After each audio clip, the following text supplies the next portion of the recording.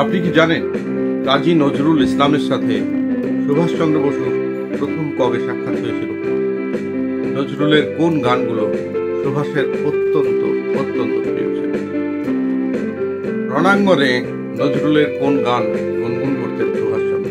দেশবন্ধু সুভাষচন্দ্রের বিয়ে দিতে চেয়েছিলেন কোন অবস্থায়? কোন ঘটনার পরে সুভাষচন্দ্রের খাদি আন্দোলন সম্পর্কে মোহভঙ্গ হয়? সুভাষের জীবনে প্রাচ্য এবং পাশ্চাত্য বিপ্লবের ভূমিকা। এসব যদি জানতে চান, দেখুন ইউটিউব চ্যানেল দেশ ও সুভাষ। প্রত্যেক শনিবার ভিডিও আপলোড হয়। শনিবার রবিবার ছুটির দিনে আপনারা দেখতে পারেন এই চ্যানেলটি। এই চ্যানেলটি একটা আলাদা ডাইমেনশন নিয়ে নেতাজি সুভাষচন্দ্র বসুকে আপনাদের কাছে আনছে। নেতাজি সুভাষচন্দ্র বসুর জীবনের বহু অজানা ঘটনা এই চ্যানেলে আপনারা দেখতে পাবেন।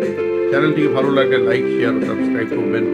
কমেন্ট করতে ভুলবেন না, আপনাদের কমেন্ট অত্যন্ত গুরুত্বপূর্ণ। দেশ ও Subhash, exploring a different man.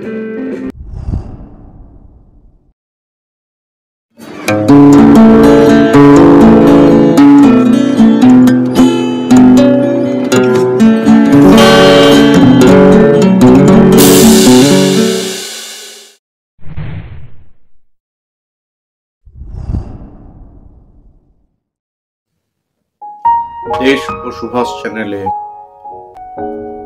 তরুণের আহ্বান থেকে নেতাজি সুভাষচন্দ্রের তরুণের স্বপ্ন অংশটি।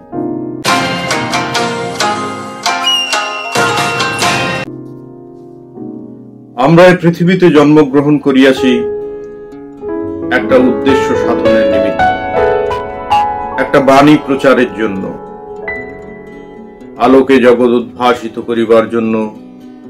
যদি গগনে সূর্য উদিত হয়, গন্ধ বিতরণের উদ্দেশ্যে, বনমধ্যে কুসুম রাজি যদি বিকশিত হয়, অমৃতময় বাড়ি দান করিতে তটিনী যদি সাগরাভিমুখে প্রবাহিত হয়, যৌবনের পূর্ণ আনন্দ ভরা প্রাণ লইয়া আমরাও মর্তলোকে নামিয়াছি একটা সত্য প্রতিষ্ঠার জন্য। যে অজ্ঞাত গূঢ় উদ্দেশ্য আমাদের ব্যর্থ জীবনকে সার্থক করিয়া তোলে, তাহা আবিষ্কার করিতে হইবে ধ্যানের দ্বারা, কর্মজীবনের অভিজ্ঞতার দ্বারা। যৌবনের পূর্ণ জোয়ারে আমরা ভাসিয়া আসিয়াছি সকলকে আনন্দের আস্বাদ দিবার জন্য। কারণ আমরা আনন্দের স্বরূপ, আনন্দের মূর্ত বিগ্রহ রূপে আমরা মর্তে বিচরণ করিব। নিজের আনন্দে আমরা হাসিব, সঙ্গে সঙ্গে জগৎকেও মাতাইব। আমরা যেদিকে ফিরিব, নিরানন্দের অন্ধকার লজ্জায় পলায়ন করিবে। আমাদের প্রাণময় স্পর্শের প্রভাবে রোগ, শোক, তাপ দূর হইবে। এই দুঃখ সংকুল বেদনাপূর্ণ নরলোকে আমরা আনন্দ সাগরের বান ডাকিয়া আনিব। আশা, উৎসাহ, ত্যাগ ও বীর্য লইয়া আমরা আসিয়াছি। আমরা আসিয়াছি সৃষ্টি করিতে, কারণ সৃষ্টির মধ্যে আনন্দ। তনু, মন, প্রাণ, বুদ্ধি ঢালিয়া দিয়ে আমরা সৃষ্টি করিব। নিজের মধ্যে যাহা কিছু সত্য, যাহা কিছু সুন্দর, যাহা কিছু শিব আছে, তাহা আমরা সৃষ্ট পদার্থের মধ্যে ফুটাইয়া তুলিব। আত্মদানের মধ্যে যে আনন্দ, সে আনন্দে আমরা বিভোর হইব। সেই আনন্দের আস্বাদ পৃথিবীও ধন্য হইবে। কিন্তু আমাদের দেওয়ার শেষ নাই, কর্মেরও শেষ নাই। কারণ যত দেব প্রাণ, বহে যাবে প্রাণ, ফুরাবে না আর প্রাণ। এত কথা আছে, এত গান আছে, এত প্রাণ আছে মোর, এত সুখ আছে, এত স্বাদ আছে, প্রাণ হয়ে আছে মোর। অনন্ত আশা, অসীম উৎসাহ, অপরিমেয় তেজ ও অদম্য সাহস লইয়া আমরা আসিয়াছি। তাই আমাদের জীবনের স্রোত কেহ রোধ করিতে পারিবে না। অবিশ্বাস্য ও নৈরাজ্যের পর্বতরাজি সম্মুখে আসিয়া দাঁড়াক, অথবা সমবেত মনুষ্য জাতির প্রতিকূল শক্তি আমাদের আক্রমণ করুক, আমাদের আনন্দময়ী গতি চিরকাল অক্ষুণ্ণই থাকিবে। আমাদের একটা বিশিষ্ট ধর্ম আছে, সেই ধর্মই আমরা অনুসরণ করি। যা নূতন, যাহা সরস, যা অনাস্বাদিত, তাহারই উপাসক আমরা। আমরা অনিয়াদি পুরাতনের মধ্যে নূতনকে, জড়ের মধ্যে চঞ্চলকে, প্রবীণের মধ্যে নবীনকে এবং বন্ধনের মধ্যে অসীমকে। আমরা অতীত ইতিহাস লব্ধ অভিজ্ঞতা সবসময় মানিতে প্রস্তুত নই। আমরা অনন্ত পথের যাত্রী বটে, কিন্তু আমরা অচেনা পথই ভালোবাসি। অচেনা ভবিষ্যৎই আমাদের নিকট অত্যন্ত প্রিয়।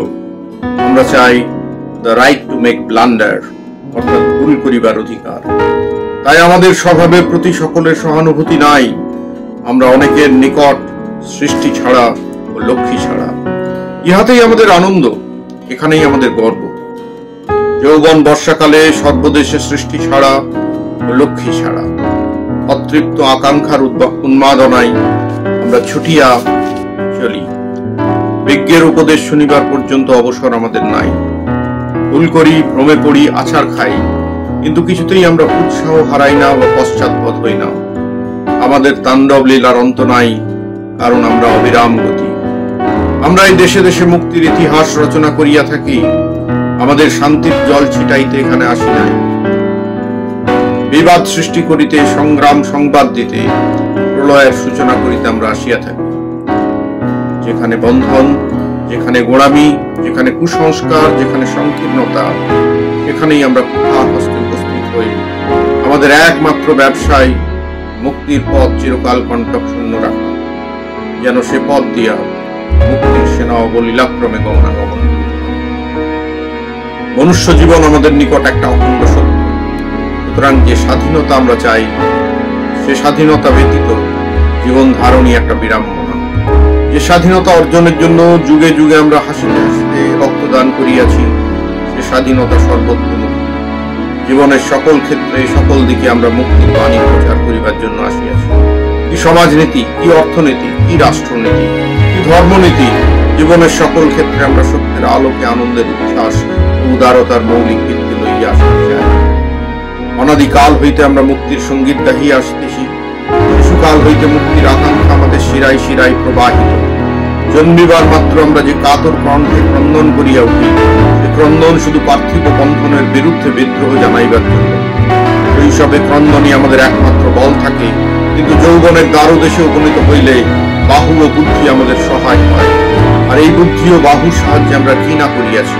ফেনিশিয়া, অ্যাসিরিয়া, ব্যাবিলনিয়া, মিশর, গ্রিস, রোম, তুরস্ক, ইংল্যান্ড, ফ্রান্স, জার্মানি, রাশিয়া, চীন, জাপান, হিন্দুস্তান, যে কোনো দেশের ইতিহাস করিয়া দেখো, দেখিবে যে ইতিহাসের প্রত্যেক পৃষ্ঠায় আমাদের কীর্তি জ্বলন্ত অক্ষরে লেখা আছে।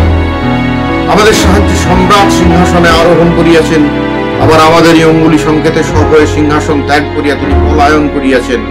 আমরা একদিকে প্রস্তরীভূত প্রেমাশ্রুরূপী তাজমহল যেমন নির্মাণ করিয়াছি, অপরদিকে রসস্বরে ধরণী বক্ষ রঞ্জিত করিয়াছি। আমাদের সমবেত শক্তি লইয়া সমাজ, রাষ্ট্র, সাহিত্য, কলা, বিজ্ঞান যুগে যুগে দেশে দেশে গড়িয়া উঠিয়াছে।